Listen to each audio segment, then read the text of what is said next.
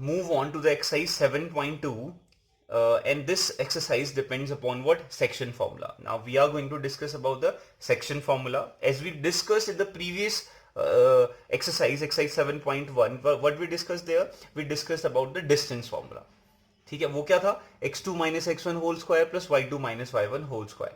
Now it's time for the section formula. Section मतलब क्या होता है? पार्ट्स. तो यानी कि पार्ट्स तब होंगे जब ए बी डिस्टेंस में कोई एक पॉइंट आ जाएगा. Let's just say this point is P. कोई पॉइंट आ गया P, this point is P, और इसने क्या कर दिया? टू सेक्शंस में क्या कर दिया? डिवाइड कर दिया इस पूरे डिस्टेंस को, ए बी डिस्टेंस को. अब देखो अब क्वेश्चंस कैसे बनते हैं. और हाँ, एक और चीज, तो AP और BP are the two distance, two sections हमारे पास हैं.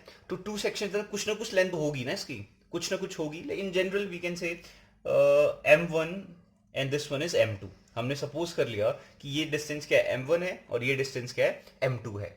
और यहाँ पे बीच में जो पॉइंट है P, अब इसके भी कुछ ना कुछ कोऑर्डिनेट्स होंगे. तो हमने इसको सपोज कर लिया x, y are the coordinates. इसके x1, y1, x2, y2, और इसके कोऑर्डिनेट्स क्या है? x, y है हमारे पास कोऑर्डिनेट्स. अब देखो क्या, बस इस पूरे सिचुएशन के हिसाब से हमें एक सेक्शन फॉर्मूला बनाना है. ठीक है, इसका डेरिवेशन भी हो सकता है, I can tell you that, but right now we are only focusing the formula. देखो क्या है. अब देखो क्वेश्चन क्या होगा, पहले ये बात कर लेते हैं. क्वेश्चन क्या होंगे? देखो, मे बी P के कोऑर्डिनेट्स अननोन होंगे, बाकी ये जितने टर्म्स दिखाई दे रहे हैं वो सारे के सारे नोन होंगे. ठीक है, ऐसा हो सकता है. मे बी M1 और M2 अननोन होगा, बाकी सारे के सारे क्या होंगे? नोन होंगे. May be x1 y1 unknown होगा, अब M1 M2 P और B सब चीज गिवन होगा. ठीक है, और मे बी B के कोऑर्डिनेट्स गायब होंगे, बाकी सारी चीजें गिवन होंगी. बस इससे ज्यादा कोई क्वेश्चंस बनते ही नहीं है. ठीक है, तो अब डिस्कस करते हैं डायरेक्टली फॉर्मूला. कोऑर्डिनेट्स मालूम है, B के कोऑर्डिनेट्स मालूम है, और ये P पॉइंट किस सेक्शन में डिवाइड करता है या किस रेशियो में डिवाइड करता है वो तुम्हें मालूम है. तब हम ये जो x की वैल्यू है वो फाइंड कर सकते हैं. कैसे? x इज इक्वल x के कोऑर्डिनेट्स फॉर कोऑर्डिनेट x. ठीक है, x इज इक्वल टू क्या होता है? m1 x2 plus m2 x1 upon m1 plus m2. ये रहा.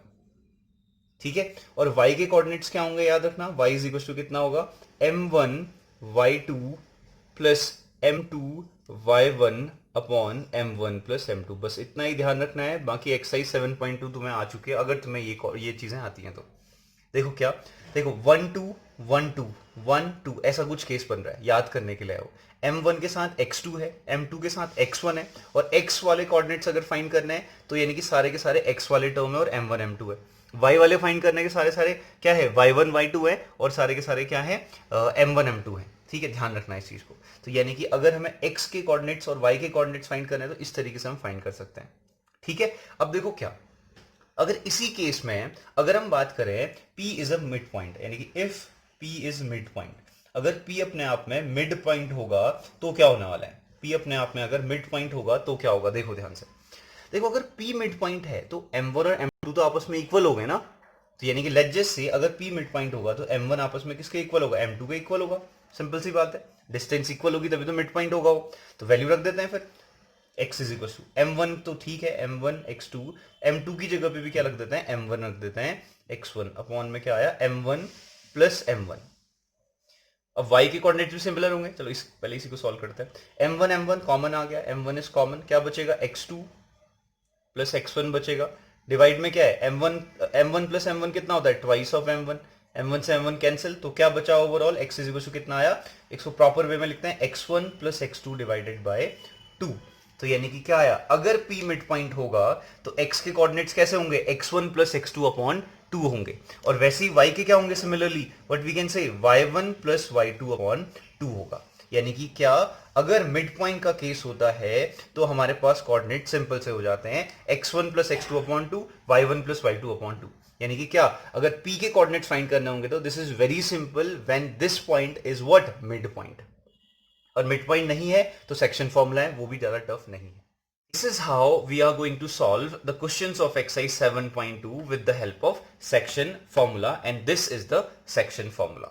एक छोटी सी चीज है वो ये कि अब ये तो तुम्हें आता है लेकिन फिर भी मैं बता देता हूं कि अगर कार्टेशियन एक्सिस है उसमें अगर x एक्सिस में कोई पॉइंट होगा, ध्यान रखना ये x एक्सिस ये y एक्सिस, एक्स एक्सिस में अगर कोई पॉइंट होता है तो हम उसको कैसे सपोज करते हैं, देखो एक्स एक्सिस में एक्स वाला तो कुछ होगा लेकिन वाई वाला कोऑर्डिनेट इसमें नहीं होता है, एक्स कॉमा 0 सपोज करते हैं।